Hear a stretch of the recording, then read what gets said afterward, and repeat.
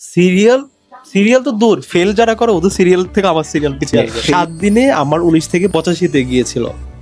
আমি তো বলছি যে ভাই এবার কি আটকাবে আমাকে, এবার আটকায় দেখাও। আমি তো খারাপ করতাম না আগে, কিন্তু এখন খারাপ করতেছি, কিন্তু কারণটা কি, ওই কারণটা যখন আমি খুঁজে বের করতে পারতেছি না, তখন আলটিমেটলি সলিউশন চাইতে পারতেছি না, কোথাও চান্স পাচ্ছি না। সেই জায়গা থেকে নাইম ভাইয়া সেকেন্ড টাইমে রাবিতে ডান, জিএসটিতে ডান, সিইউতে ডান, কোথাও চান্স পাচ্ছি না, এরপরে একের পর এক চান্স ডান। আমার কাছে ভাই ক্লিয়ার ছিল যে আমাকে কিছু একটা করতে হবে আর দিন শেষে সেটা পাইতে হবে। পাই গেছি আজকে। হ্যালো নাইম, কেমন আছো? আলহামদুলিল্লাহ ভাই, আপনি ভালো আছেন? আলহামদুলিল্লাহ অনেক ভালো আছি।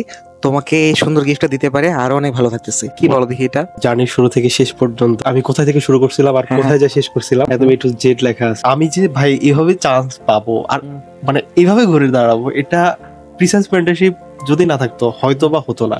এখানে মহাভারতের একটা ঘটনা লিখেছো, এটা হয়তো অনেকে বুঝবে না, কি বলতে চেয়েছো? এত কম্পিটিটর ভাই, বাংলাদেশের টপ কলেজ, ভালো ভালো জায়গার টপাররা কম্পিটিশন করে, বাট একটা ইউনিভার্সিটি 1200 সিট থাকে, এর বাহিরে হচ্ছে যে তারা সিট দিতে পারে না। আসলে যদি আমি কোন ইউনিভার্সিটিতে চান্স পাইতে চাই, আমার ওই 1200-র ভিতরে আসতে হবে, কিন্তু আমার যে কন্ডিশন ছিল ওই 1200-র ভিতরে আসা আমার পক্ষে সম্ভব না, আমি বুঝতে পারছিলাম। যখন আমি প্রিপারেশন শুরু করতেছিলাম, কিন্তু প্রিপারেশনটা আমি যেভাবে নিচ্ছি সেভাবে হচ্ছে না। যদি হইতো তাহলে আমার ফার্স্ট টাইমে চান্স হয়ে যেত। বিজনেস মেন্টরশিপ আসলে রেজওয়ানার ভিডিওটা দেখে যে আমি আসছিলাম, তো ও বলতেছিল যে ভাই ইমপ্রুভমেন্ট হয়। আমি বললাম যে ইমপ্রুভমেন্ট কিভাবে হয়, তো ইমপ্রুভমেন্ট কিভাবে হয় সেটা জানার জন্য আমাকে এখানে ভর্তি হতে হবে। আমি এর আগেও ভাই 3টা কোচিং সেন্টারে পড়তেছিলাম, তো ওদের পড়ানোর স্টাইল যে সেটা তো আমি বুঝতে পারছি যে আমার কোন রকম ইমপ্রুভ হচ্ছে না। যদি হতো তাহলে আমার চান্স হয়ে যেত। আমি ভাবতেছিলাম মনে মনে যে আমার পরিস্থিতি এখন হচ্ছে যে মহাভারতের অর্জুনের মতো, তার প্রতিপক্ষে বিশ্বের তৎকালীন সবচেয়ে সেরা সেরা যোদ্ধারা আছে, সিচুয়েশনটা আমারও সেম। আমি কম্পিটিশন করতেছি মহারথীদের সাথে। অর্জুন কেমনে পারছে, একজন সারথী ছিল তার, কৃষ্ণ, সে তাকে পথ দেখায় নিয়ে গেছে, আমার একটা পথ প্রদর্শক দরকার। তো ওইটা আমি লিখছিলাম যে ভাই আমার আপনাকে দেখা মনে হয়েছে মহাভারতের অর্জুনের সারথী কৃষ্ণের মতো, যে অর্জুনকে কঠিন পরিস্থিতির মধ্যে দিয়েও যুদ্ধে জিতে আনছিল। আমার কেন জানি মনে হচ্ছিল যে এই মহারথীকে অ্যাডমিশনের এই রণক্ষেত্রে বাঁচিয়ে একটি চান্স ডান করে দিতে পারেন কেবল আপনি। গাইডলাইন 0 to 1-এ ভর্তি হবো, এখন ভর্তি হয়ে গেছি ভাই। আর আপনি ঠিকই আমাকে ওই মহাভারতের অর্জুনের মতো পথ দেখায় সফলতার দ্বার প্রান্তে নিয়ে গিয়েছেন। এখন আমি রাবিয়ান।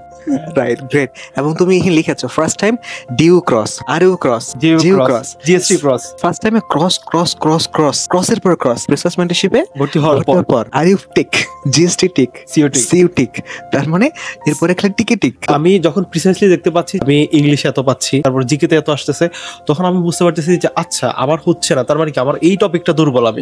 কিন্তু যখন আমি গতানুগতিক পড়তেছি, আলটিমেটলি আমার প্রবলেমটা কোন জায়গায় ওটা আইডেন্টিফাই করতে পারতাম না। আমার মনে হইতো ব্যক্তিগতভাবে যে আমার আন্তর্জাতিক পাঠ খুবই স্ট্রং, কিন্তু যখন আমি পরীক্ষা দিতে বসছি তখন আলটিমেটলি আমি বুঝতে পারছি যে আমার আন্তর্জাতিক পাঠ দুর্বল। একটা ফ্রেন্ডের কথা না বললে নয়, মামুন, আমি বলছিলাম ওই দিন পডকাস্টে, ও লিটারালি ভাই জিকে বই পড়তো 5টা, অথচ সে জিকেতে ফেল করার কারণে রাজশাহী ইউনিভার্সিটিতে চান্স পায় নাই।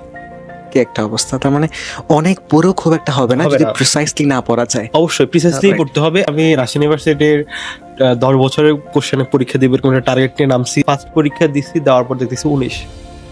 তাহলে প্রথম নাম্বার হচ্ছে 19। হ্যাঁ, 19% দিয়ে চান্স তো পড়ার কথা, সম্মানের সাথে ফেলও হয় না। আমি ভাবতেছি ভাই এইরকম অবস্থা আমার, আমি সাথে সাথেই নোটের খাতা, তারপর হচ্ছে যে ভুলের খাতা, একদম সিস্টেমেটিকলি যা যা আপনি বলছেন সবগুলো করছি। নেক্সট পরীক্ষাতে আমি পাইছি 45। 19 থেকে 1 লাভে 45। ইভেন ভাই যখন 10 বছরের কোশ্চেন লাস্ট ইয়ারের পরীক্ষা যখন দিছি আমি, তখন আমার নাম্বার ছিল 85, 85। 19 থেকে 85। প্রথম টাস্কে তোমার তো ইনসেইন ইমপ্রুভমেন্ট। এই ইমপ্রুভমেন্টের গল্পগুলো কিন্তু ইমপ্রুভ নামের গল্পই আছে এখন। এই যে ইমপ্রুভমেন্ট কত জনের হচ্ছে, তোমার স্ক্রল করতে করতে হাত ব্যথা হয়ে যাবে, ইমপ্রুভমেন্টের স্টোরি শেষ হবে না। যেই ছেলেটা ফার্স্ট টাইমে কথা হচ্ছে না, সেকেন্ড টাইমে পরিশ্রম করার ইচ্ছাটাই চলে যায়।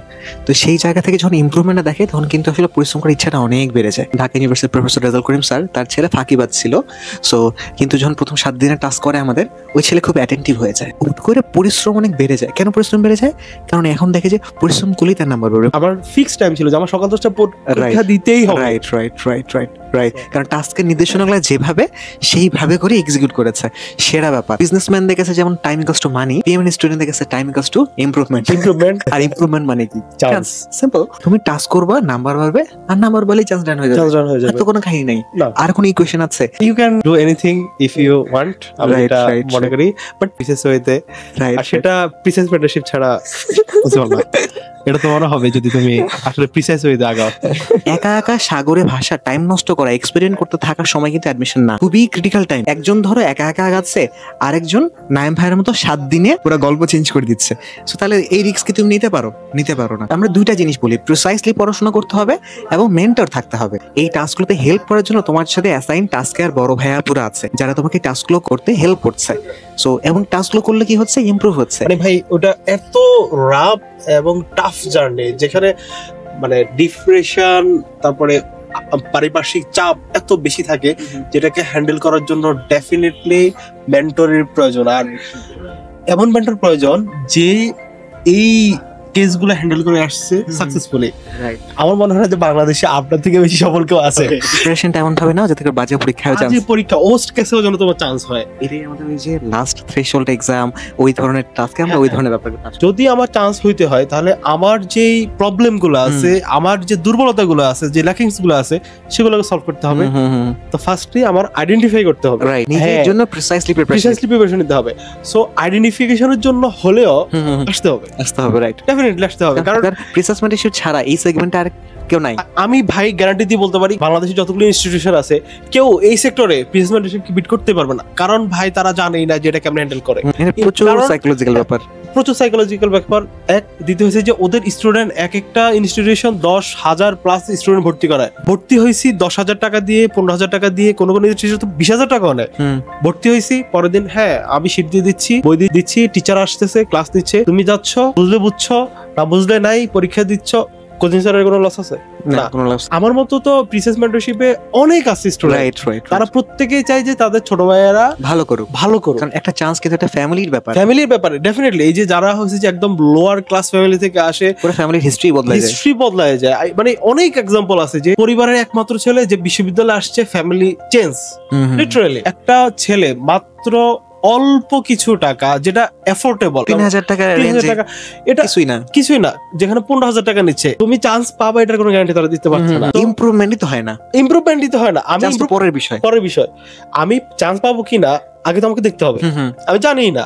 আমরা দেখাই যে ইমপ্রুভমেন্ট গ্রুপে যে দেখো হাজার হাজার পোস্ট স্ক্রল করবা, 20%, 15%, 20% ইমপ্রুভমেন্ট অহরহ।